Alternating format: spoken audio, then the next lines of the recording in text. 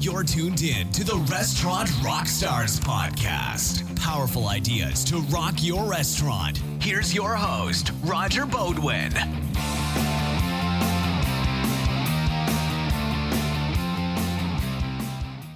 Hey guys, Roger back at you from the Restaurant Rockstars Podcast, and I'm so excited that you're here. You know, again, I love talking to really creative, inspiring, and passionate operators across the country, if not the world, and this week's guest is no exception. Her name, Lindsay Anderson, and she is the proprietor and sommelier at UVAE Wine Bar in Chicago. Her early inspiration started at age 16 as a cake decorator. She then transferred that experience into a passion for wine, and how she became a sommelier is a wonderful story, and what it takes to become a sommelier. But not only that, she started her wine bar, her new concept, in June of 2019. Of course, none of us could have expected the COVID-19 crisis just around the corner, but what you really want to hear is all about her decades of experience and how that's translated into competitive advantages that she's putting in place, best practices at UVAE to not only succeed in this pandemic, but come out the other side as a much stronger, more profitable business. You're not going to want to miss it. It's a great one, so stay tuned, and thanks again for listening. Welcome back, everyone. This is the Restaurant Rockstars Podcast, and these are engaging topics that help restaurants build their brands, rock their profits, deliver amazing guest service experiences, and during this crazy pandemic, deal with all the challenges of COVID-19. Super excited. Today, I have Lindsay Anderson, and she is a level 3 sommelier and also the owner of UVAE, which is a kitchen and wine bar in Chicagoland. Welcome to the show, Lindsay. How are you today? Good. Thank you so much for having me, Roger. Well, you're an exciting guest on many levels because, one, you're an operator in the trenches, much like our audience, much like myself, and you're dealing with all the crazy in and outs of COVID, but you have a very unique concept. And before we get into the COVID challenges and what UVAE is all about, I love to ask backstories, and I know yours is particularly interesting. You got started in this business at an early age. You had some family influences. Why don't you tell us what's relevant about how you found hospitality, a passion for that, a passion for wine, how you opened this restaurant, but you're also a consultant. You've also opened multiple concepts. You've been an investor in businesses. I don't want to tell your story. You take it away. Well, I was introduced to the hospitality industry at a very, very young age. My grandmother, when I was about from the ages of 8 to 10, owned a catering and banquet facility in Colorado where I grew up. So I was exposed super early. She let us help with big holiday brunches like Easter and Mother's Day and that sort of thing. We got to, as children, maintain the buffet. So I guess, that attention to detail and importance of beautiful food was instilled in me very, very young.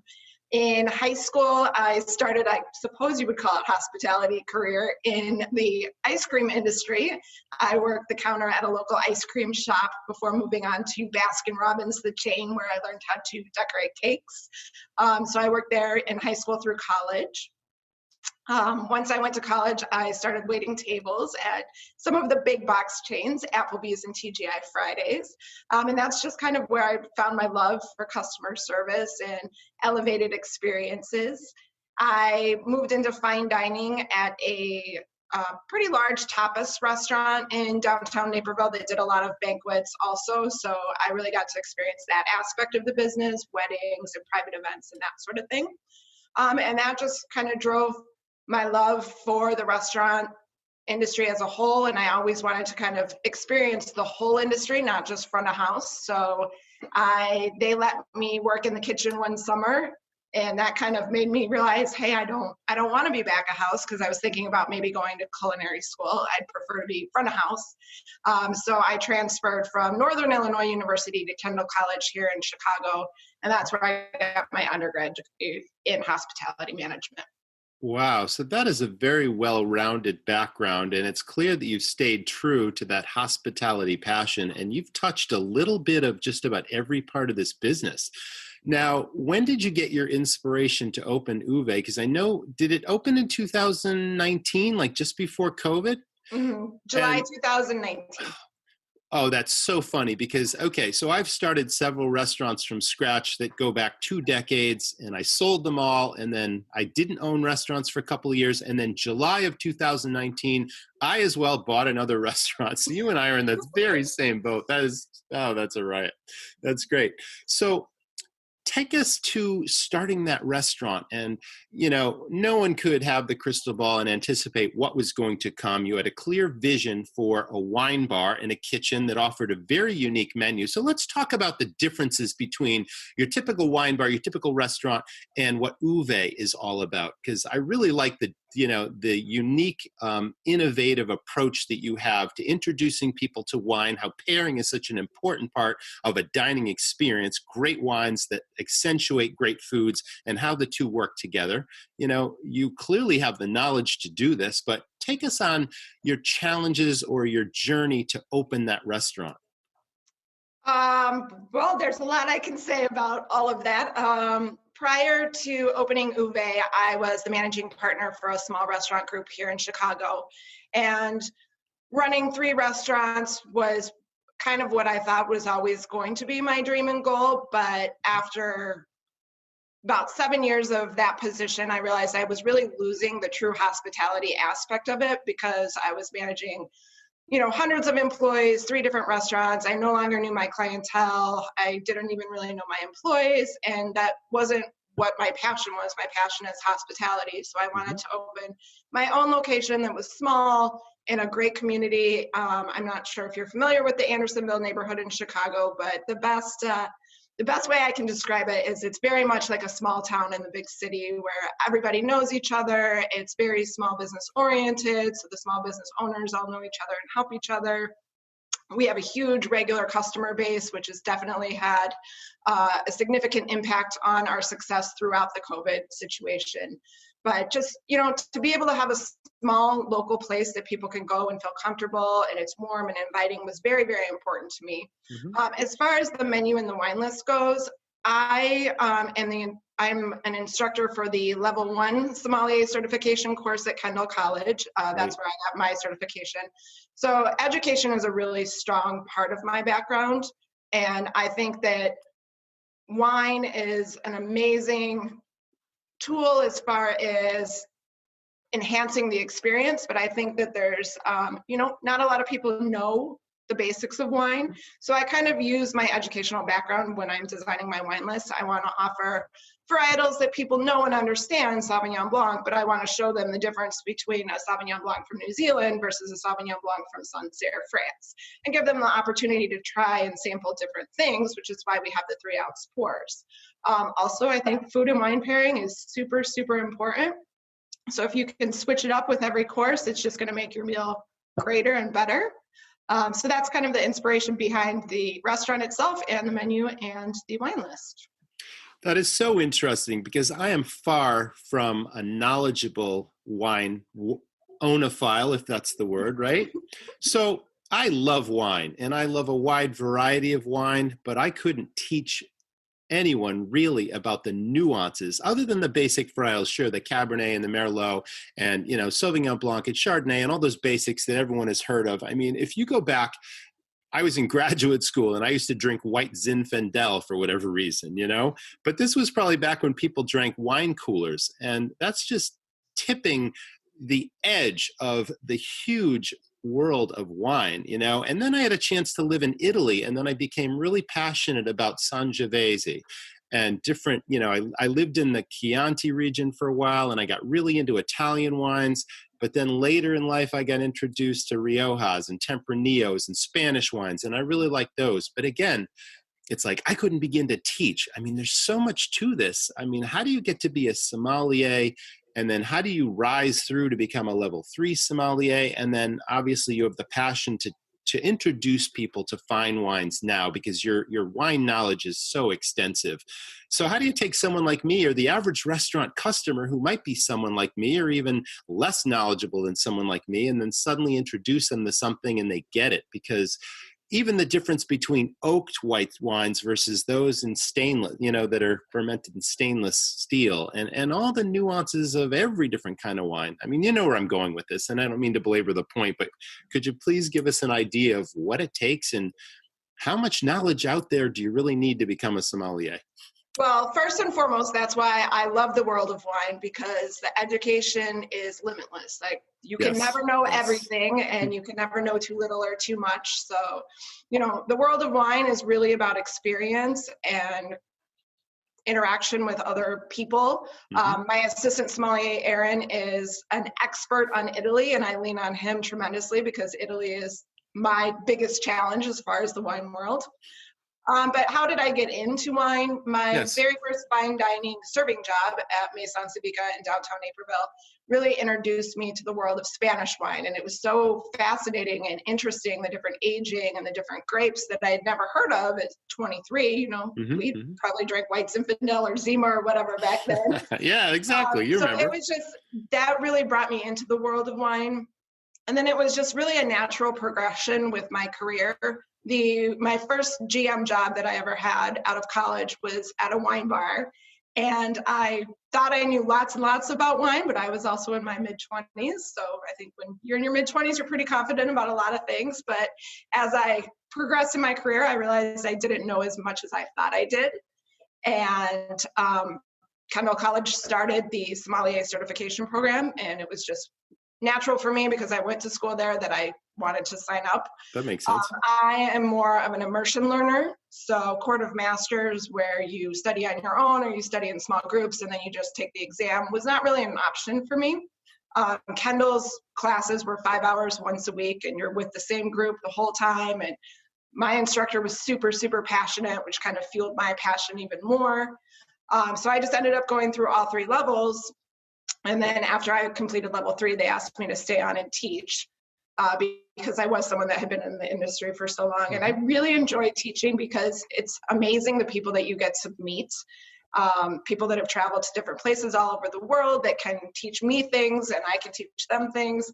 It's a really endless world of opportunity to learn. And that's I really enjoy.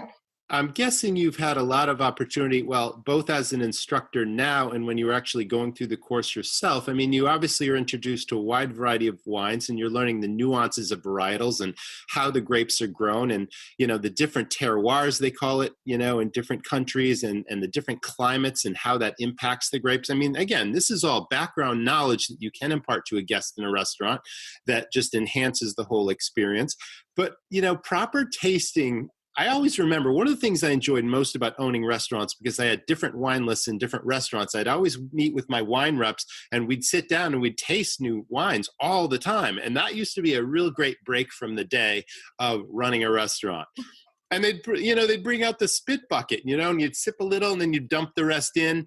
And it's like, I never wanted to do that. I just wanted to enjoy each tasting and not constantly. So of course, I don't know, was that part of the curriculum? I mean, do you taste more than you dump, or do you spit more than you drink? I mean, it depends on the group, I think. One of the things that we did to manage our business during the 3-month shutdown is we started doing virtual tastings, which was easy for me to kind of move into being an instructor. And we were very, very fortunate that we created a huge following for these virtual tastings. And we've taught, our customers and the general public in different neighborhoods, something different than a regular wine tasting, because we are using that educational based process of, all right, this is the proper procedure to taste, understanding the different grape varietals from different regions, the different terroirs, the difference between the laws in Italy and the laws in France and the laws in the United States. So it's been really great to continue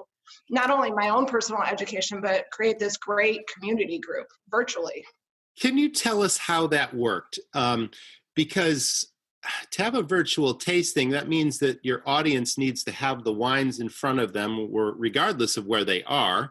So did you work it out so that they would literally purchase these wines in advance and on a weekly basis? Maybe, I mean, you tell us how it worked, but that's how I'm getting it without knowing anything about how you did it. So we started it during the shutdown, and we've continued through the summer. And now that we're getting into the colder months, we're still doing them. We do them twice a week. It's a pre-sign up, so we know how much to purchase. And then we purchase little 4-ounce plastic bottles that keep the wine fresh. We don't open the wine till the day of the event. And then we, fill up all the little bottles with 4-ounce tastings, put them in a tamper-proof sealed bag per the Chicago to-go cocktail law. And we deliver, they can come pick them up, and then we all jump on a Zoom at the scheduled time, and we have a PowerPoint presentation, and either myself or Aaron, my assistant sommelier, leads the tasting. Once we got into summertime, and it was, again, super busy at the restaurant, which we're very thankful for, one of my former students who was in my level 1 class and went through level 2 with Aaron, he recently retired, and he's been helping us out by hosting. So it's been really nice to connect with all these people virtually. Well, Lindsay, I think that's tremendous. As operators, I'm a huge advocate, and any operator really needs to have as many profit centers as possible in a restaurant. But it's also about building what I call affinity with the customer, which clearly you're doing, which gives them multiple reasons to appreciate your offering and to have a powerful sense of belonging to your restaurant or to UVAE. So I just think that's terrific. It's a very innovative idea. And I think other operators, now that we've just heard how you've done it, can sort of duplicate the idea. So I really appreciate you sharing that. That's wonderful. Yeah, of course. Now, you much like me, when COVID hit, you had to wear all the hats. I understand you jumped in as the chef in the kitchen. You were doing your own deliveries of wine and the dinners and all that sort of thing. And, you're wearing all the hats because this, of course, is the business of 1,000 details. And, tell us about the other challenges that you ran into, and if you had to furlough staff, and if you, needed to scramble to get government relief funds, and how the whole thing has sort of changed, and if you pivoted that business. Well, we already heard one pivot with the virtual wine tastings.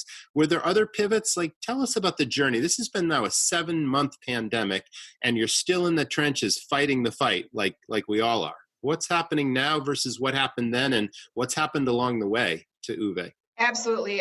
So back in March, when we did get the shutdown order, which in Chicago happened literally within hours, on a Sunday morning, they said we could be at 50% capacity. And then by the afternoon, they said, no, you're closed for good. And obviously we were only 7 months old at that point in time. So it was just kind of very, very stressful, as it was for everybody. What are we going to do now? Our menu was not really designed for takeout or to go. We had never done any of the third-party delivery services or anything like that in the past. We were, a very hands-on business where we wanted people to come in and enjoy our food because of that wine pairing aspect. Of course. So I did try to pivot to go food, and, from my perspective as a small business owner, all you can do at that point is manage your costs as much as possible. So while my staff was furloughed and they all did go on unemployment, I was like, okay, well, I will stay and I will cook and try to make money. But after 3 days, it was like, okay, this is very depressing and sad to sit here and wait for, 2 or 3 orders to come in every night. So I made the decision to close the restaurant, and we closed for about a week. And then, because owning a restaurant, you kind of have to be a workaholic. It was like, I can't just sit here for the next 3 months and wait for this thing to end. So that's when we pivoted into the virtual tastings. And in order to control costs and still give my employees a little bit of hours, we decided to do our wine paired dinners only on Saturdays. So that way I could have a couple line cooks come in, a couple delivery drivers. We did utilize our own staff as delivery drivers so they could make some money. So we did Saturday night, once a week wine dinners, same kind of concept, 4 courses. You got 4 5-ounce pairings. We made it super affordable for people. So it was a wine dinner for 2 for $75. We found great success in that. And then when we finally got to reopen in June, we were able to put up a really nice patio with the city of Chicago allowing us to extend. We had about 18 tables outside, and that proved to be very successful. And we had already built that virtual following of people in the neighborhood that came to every single weekly tasting, that lived around the block, and they, again, being in a great community has been really, really important to surviving this. Yes. So because we had built relationships with all of these people, they knew us and they knew the employees and they knew me and they just wanted to support us. So we had a great summer. It was really, really busy. We're entering back into that challenging time where the city of Chicago has shut down indoor dining. Something that we did earlier in the fall to kind of try to help the cold weather is we have mini greenhouses outside that are heated with camping tent heaters, and they're actually fairly enjoyable. I mean, you're still sitting outside, but it's not freezing cold, and they're cute and they're private and they're safe. Wow. They're like little cabanas outside. They are like That's little awesome. cabanas. Awesome. So tonight is our last night of indoor dining service. Last night after the order was issued, we did just like the last Sunday in March. We saw a lot of regulars come out just to kind of get their one last dining experience in before we close. We're going to continue doing virtuals. We're going to once again try to do to-go food. We'll probably limit our hours next week to cutting off Wednesday and Sundays just to, again, drive all that traffic to days that we can control our costs. But the virtual tastings, because we have done them for so long, are proving to be quite a hit. And now we have a bunch of private corporate tastings booked. I did a breast cancer awareness event for a women's group last night for Capital One, where we featured all women winemakers. We're just going to move back into that virtual life and hope for the best. So what you just said triggered a marketing thought, because you obviously as an operator have to put on your marketing hat and your finance hat and your staff training hat and your wine hat and your chef hat. I mean, you've done all of these things. When you first opened your restaurant, you mentioned this is specific to a very loyal neighborhood that has been the lifeblood of your business. And Chicago, of course, has 10 million restaurants in it. It's a hugely competitive restaurant town, of course, and you could find any kind of food under the sun pretty much everywhere. Did you realize that you were only going to market to that neighborhood? Did you try to branch out into other parts of the city at all to make any kind of a splash? I mean, you obviously work with PR people and you've got a marketing team and all that sort of thing. But back then versus now, what is your marketing philosophy and what makes the most sense for you in terms of marketing your business? Well, I had experience with restaurants in this neighborhood prior to opening UVAE, which is, and I had looked for a space for UVAE for almost 2 years in the suburbs and all over the city. And with my experience with my past company, we opened a restaurant up here in 2017, which is when I really got to know the community and the Chamber of Commerce. And I just really enjoyed that small town feel. And that's exactly what I was looking for, is to provide this level of hospitality that people are not going to get at a big chain restaurant or, one of the bigger restaurants in River North or downtown or that sort of thing. So really that sense of place or sense of community, the terroir, was very, very important to me, and Andersonville fit perfectly. So at the beginning, I am also a perfectionist. So when we first opened the restaurant last summer, we did not have a patio because I didn't want to have too many tables and not be able to handle it with amazing food and wonderful service. So we started very small. We very quietly opened. We didn't do any marketing the first summer, just because I wanted to make sure that everything was perfect and people were getting the experience they wanted. And I think we do know in the restaurant industry, word of mouth is everything. So if people have a bad experience the first month that you're open, that's going to impact the success of your company forever. We opened very slowly and just worked on building those relationships. I do have a PR team that I hired right before COVID. So right after Valentine's Day and beginning of March, and they've done a great job. And, with these virtual events, that has actually given us the opportunity to expand to different neighborhoods in the city. We have a neighbor who comes to every virtual event, and she has girlfriends that live in the West Loop and the South Loop, and now we have this huge following, and they all travel up here to have dinner at the restaurant during the summer because they did get to know us virtually. And I think that lends to the word of mouth as well. We get a lot of our corporate events word of mouth from someone that's come to a tasting and now they want to involve it in their company. It's going to be a whole world of virtual holiday parties this December. So, as far as marketing goes, I'm really a very devoted to the grassroots aspect, creating an amazing experience, and then that person's going to tell their friend, oh, you have to go there. I think the power of being a hands-on owner is a huge marketing tool, because people actually know me and they associate a human being with the business and they want to support that. Absolutely. Let's move on to, you have a passion also, and we discovered this earlier in the recording when you were talking about service, and you have a high belief in exemplary service, and that is so in line with the concept that you're delivering. But it all started when you mentioned some of those chains like Applebee's and TGI Fridays and all that kind of stuff. And I know that those companies have extensive training programs for service training. So it started there, and you obviously gleaned a lot of the nuances of best practices with those chains. But has it evolved and taken itself to a different level with your own restaurant? Do you use some of those basics as a foundation, and then you've created your own training? Tell us about how you train your staff. Well, my Applebee's and TGI Fridays careers were almost a quarter of a century ago. So I think the basics, they do have really extensive training programs, and going through that and being so loving of the hospitality industry, that was a great foundation for me. Yes. My education at Kettle College also assists in training aspects. But when we speak specifically to UVAE, I think the wine aspect is super important. It's super important for my employees to not be intimidating to the guests, because I think some of us that have been to finer dining may have experienced, a sommelier that may push you towards a really expensive bottle of wine, or be kind of put off by you not having wine knowledge. And that's not the feel that I want my staff to give. So again, we want to be a very comfortable, inviting environment. So our philosophy is, you like what you like, but let us talk about what you like, and maybe we can help you expand your wine knowledge or expand your taste and try something different. But it is really all about that experience and making the guests comfortable.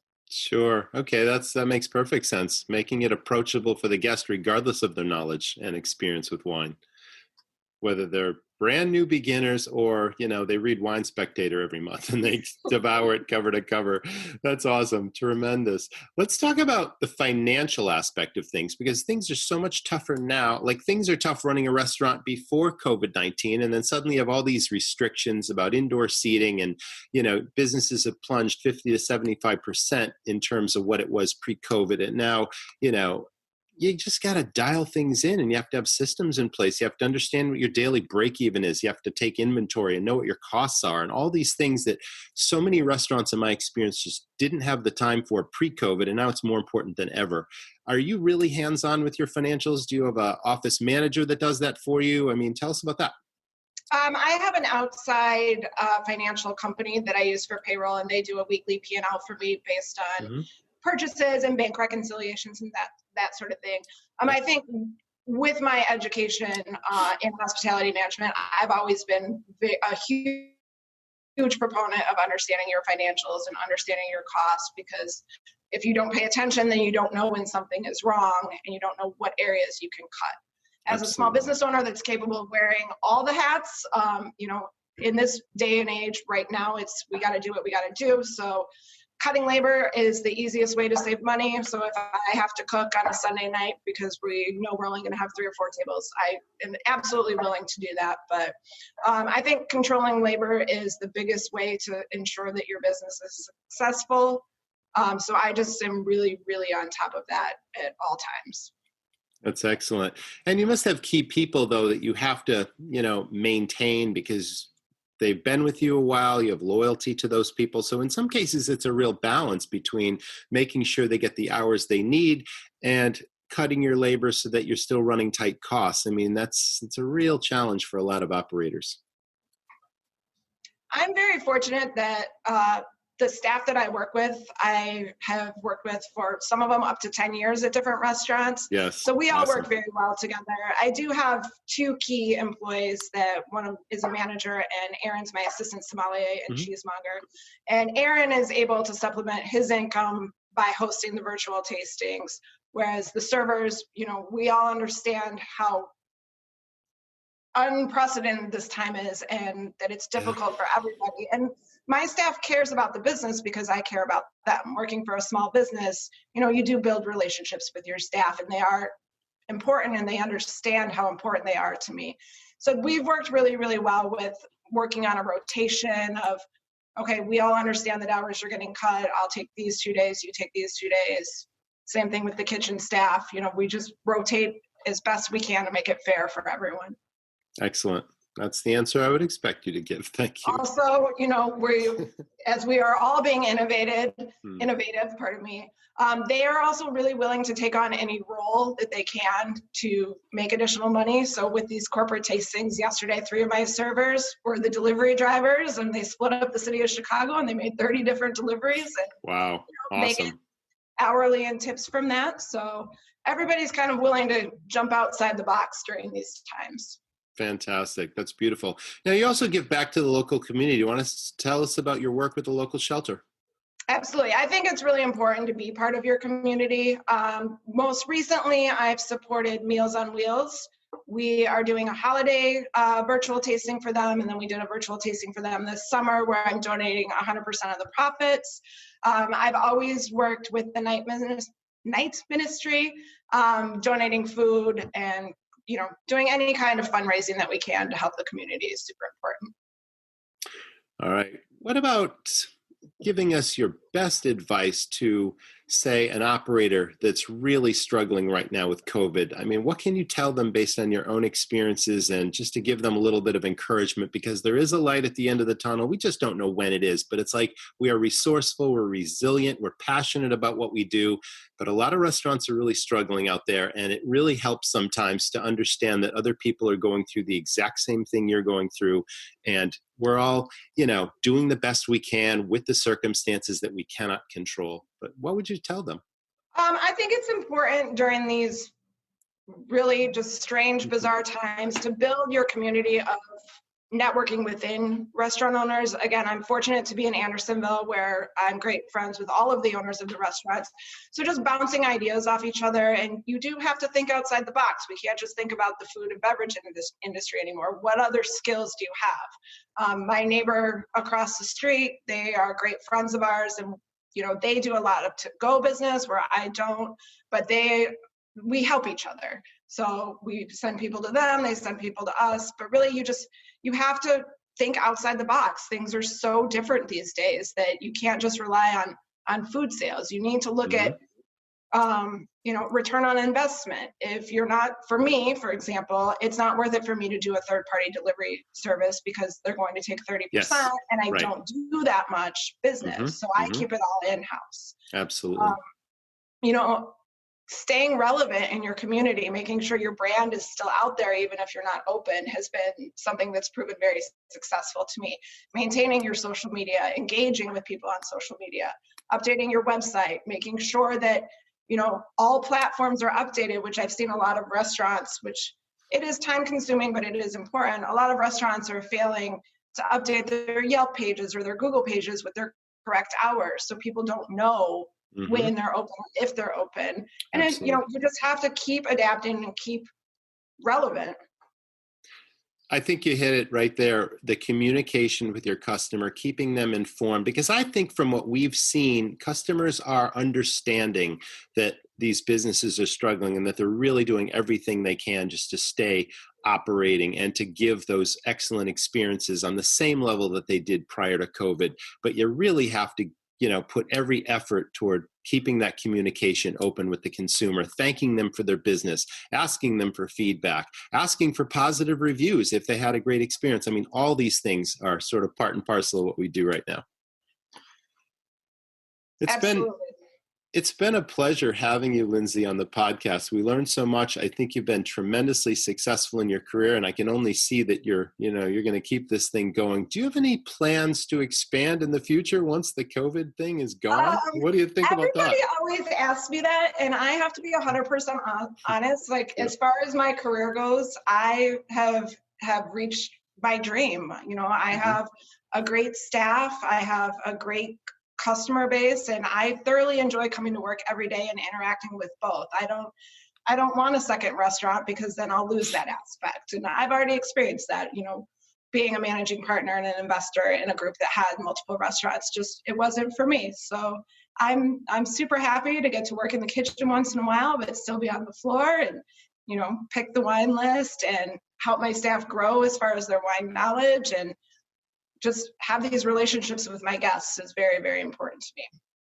That's wonderful. Everyone should feel that way. Be fulfilled in what they're doing and be satisfied and happy and working hard, but it's not work if we really love what we're doing. And it sounds like you're just so happy doing what you're doing, and you face each day as it comes and you make the most of each day and you get a positive outlook. And you've been a tremendous inspiration to our audience, Lindsay. So thank you for joining us on the podcast. Thank you so much for having me, Roger. I really appreciate it. Okay, everybody, thanks again for listening. That was the Restaurant Rockstars podcast, and we will see you in the next episode. Thanks, as always, for tuning in. That's a wrap. Guys, I was so inspired listening to Lindsay, and I'm hoping that you were as well. It's absolutely incredible, the passion, the resilience, and digging deep, and the whatever it takes attitude that we're exhibiting during this crazy pandemic. Nobody knows when it's going to end, but we could all take a lesson from some of these best practices and some of these innovative ideas that we learned in today's episode. It's all about systems. We talked about finance. We talked about staff training. We talked about innovation and creative ideas to drive the business forward. If any of you are looking for any new inspiration, new hope, new help in the challenges that you're experiencing, I'd love to talk to you. I, again, love speaking with operators one-on-one and talking shop, and I do take on a limited number of clients each quarter, and if there's something I can help you with, no obligation, just reach out to me, Roger, R-O-G-E-R, at restaurantrockstars.com. I'll at least give you some free advice, and if you want to go further, we can certainly explore that. So again, Roger at restaurantrockstars.com. Also, use that email address if you have any topics or ideas that you'd like to see in an upcoming episode of the podcast. I'll be sure to look into that for you. So please leave us a review on iTunes, and we will see you in the next episode. Thanks again for listening. Thanks for listening to the Restaurant Rockstars Podcast. For lots of great resources, head over to restaurantrockstars.com. See you next time.